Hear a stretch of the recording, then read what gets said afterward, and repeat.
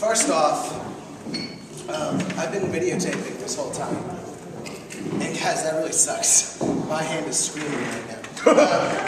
So anyways, I kind of have a hard piece to do tonight. Can you speak up just a little? I kind of have a hard piece to do tonight. Yeah! America. Fuck yeah. I'm not a writer, but I do feel that you can still kind of gain something out of what I write. So, complete amateur, trying to take a swing at it right here. No shame. I don't even remember her name. I tell you what I do remember though.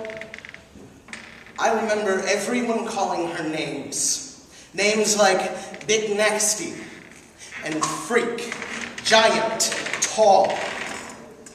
I mean, she was really tall and overweight, and that made her an easy target. She had no self-confidence whatsoever, and I can understand why. I remember at lunch in school when we would finish eating, we would put our trays up and then go outside to the courtyard.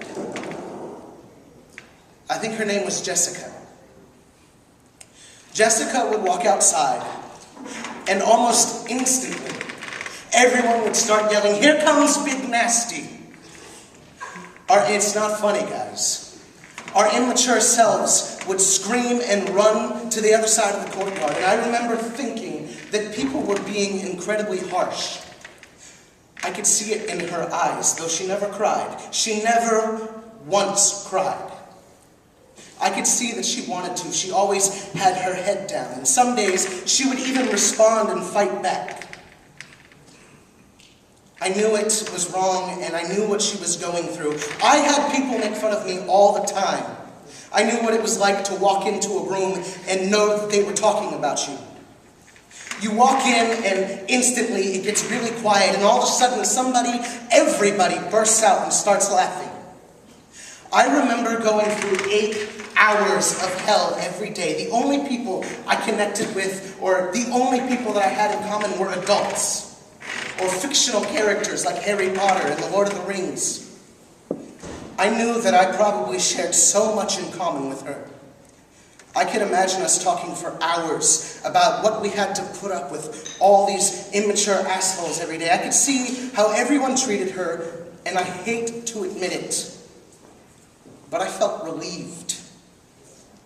Someone else was getting picked on. I would be the object of ridicule. I wouldn't be the object of ridicule anymore. And I knew that was terribly stupid and selfish of me, and I knew that it was wrong. I was raised better than that.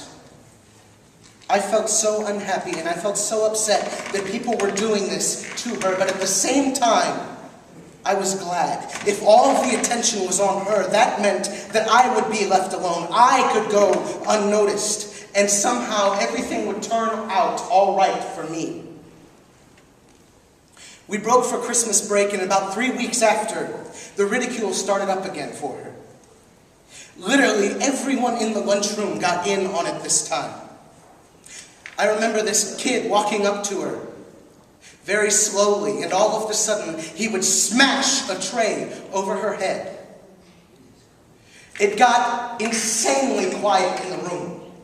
Insanely quiet. And what I remember most about this moment was her reaction. She stood up, and in the middle of all the ridicule, she said, "Sticks and stones." And I thought to myself, this is a person who has it made. This person knows how to stand up and fight on. I want to resemble who she is inside. And I tried to. And I felt that I was successful at doing that. 2 weeks later in the newspaper, I read an article about a girl who killed herself. Her name was Courtney. And it was the person who I thought was Jessica. I didn't even know her name. All I knew is that we called her Big Nasty. What kind of inhumane person am I? On her Facebook status, her last Facebook post of her life. She wrote sticks and stones.